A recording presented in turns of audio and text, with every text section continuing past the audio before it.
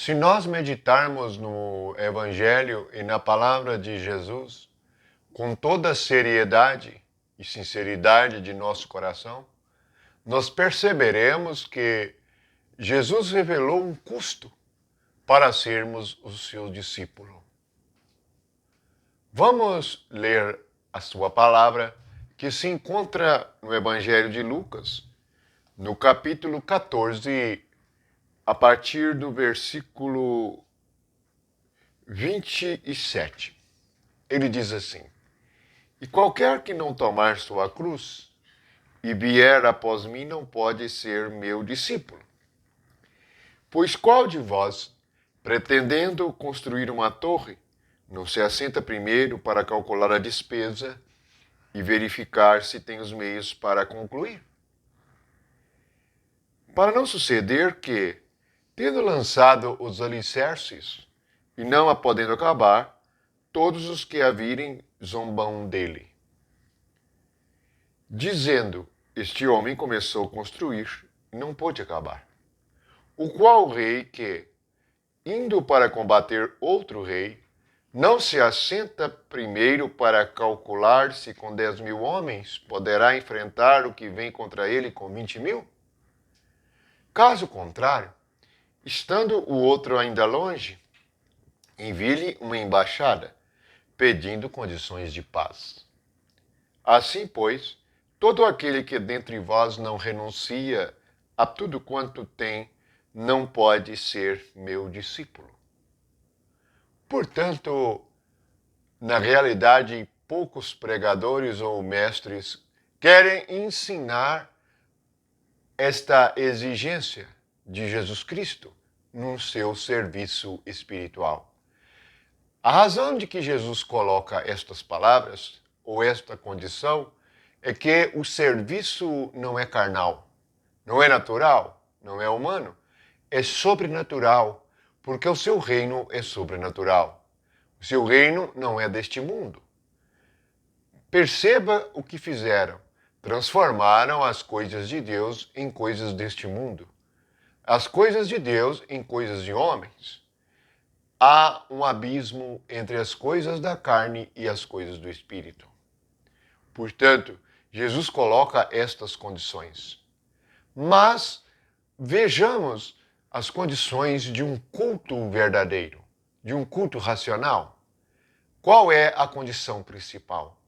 Antes de lermos a palavra que está em Romanos 12, vamos recordar que se um judeu quisesse se encontrar e ter comunhão com Deus e entrasse no tabernáculo, a primeira coisa que encontrava após entrar pela porta é o altar do sacrifício, o altar do holocausto. Ali o animal era sacrificado representando o ofertante. Na realidade, apontava para Jesus Cristo como aquele que se sacrificaria por nós.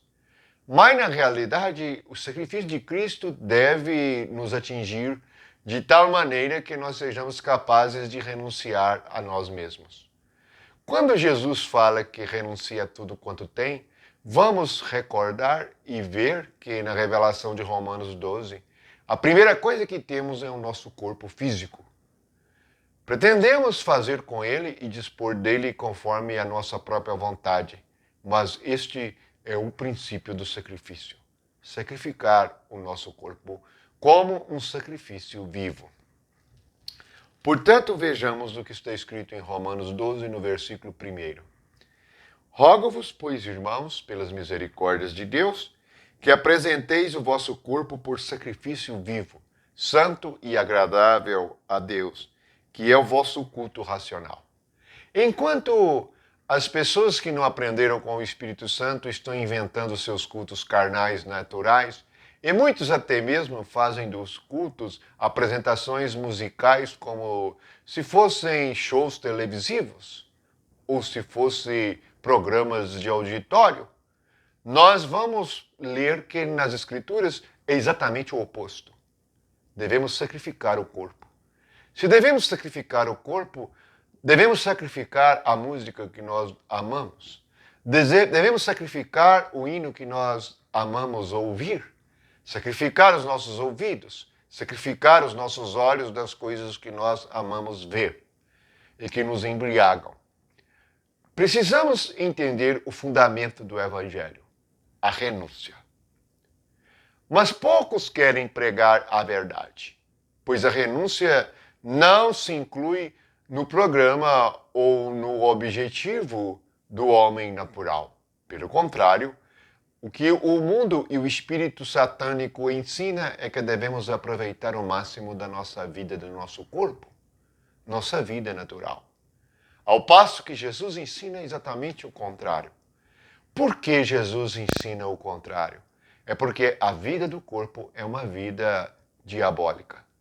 Poucos percebem isto, mas nós que temos visão espiritual e que Deus tem revelado por sua graça, percebemos o quão maligno é o coração humano. Se Satanás é o que engana todo mundo, Jeremias 17 revela que enganoso é o coração humano. Portanto, o engano está relacionando o homem a Satanás. Vamos ler novamente o culto verdadeiro. Portanto, não medite ou pense um culto como os homens o fazem hoje. O culto inicia-se com um sacrifício vivo. O que é um sacrifício vivo? É que nós, na verdade, não somos como aquele animal que é degolado no altar, queimado, e cujas cinzas eram jogadas bem longe, porque a carne é imunda. Mas agora nós permanecemos assistindo à nossa própria renúncia ou sacrifício.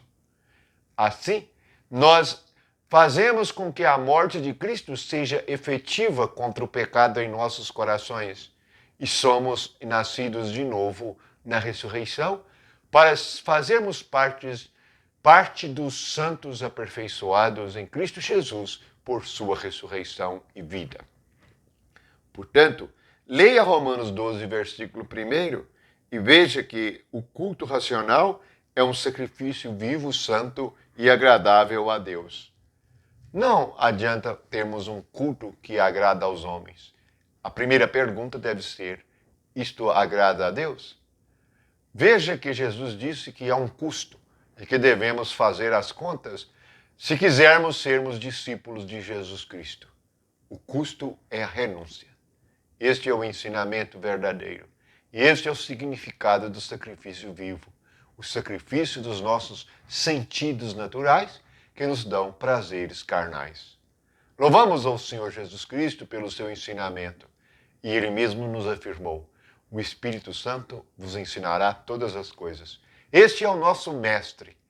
E por meio deste mestre, nós prosseguiremos meditando na palavra do Senhor de dia e de noite. Que a graça de Deus, o amor de Jesus Cristo, esteja com todos vocês que buscam o conhecimento da verdade. Não entretenimento religioso, mas a realidade de um Espírito que torna o reino de Deus algo no qual nós percebemos a presença, o poder e podemos ser guiados por esta voz maravilhosa que estará conosco por toda a eternidade. Louvado seja Jesus. Amém.